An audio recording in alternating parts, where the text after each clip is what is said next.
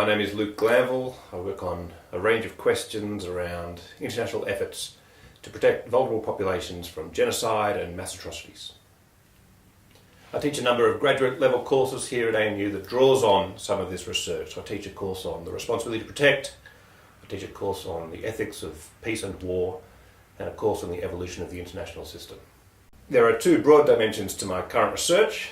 First, I explore contemporary dynamics around international efforts to protect the vulnerable, with a particular focus on R2P, the responsibility to protect principle, which accords to states and also to the international community a responsibility to protect populations from atrocity crimes. I examine political questions around that, looking at the extent to which R2P has contributed to shaping and shoving states in the direction of more consistently and more effectively protecting their own populations and also populations beyond their borders.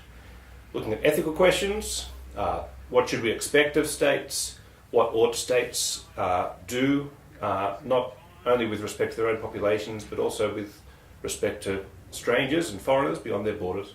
And also legal questions. To what extent is this responsibility to protect legally binding on actors, and to what extent can they be held to account for their protection of vulnerable populations?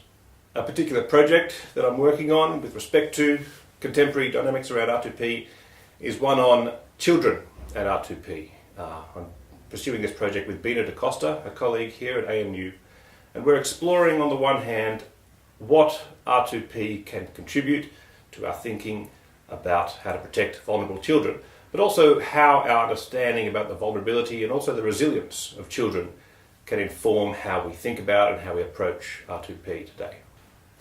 A second dimension of my research is historical. I examine past thinking and past practices with respect to international efforts to protect populations beyond borders, seeking to figure out what we might be able to draw from those past ideas and past practices to better inform the protection of populations today.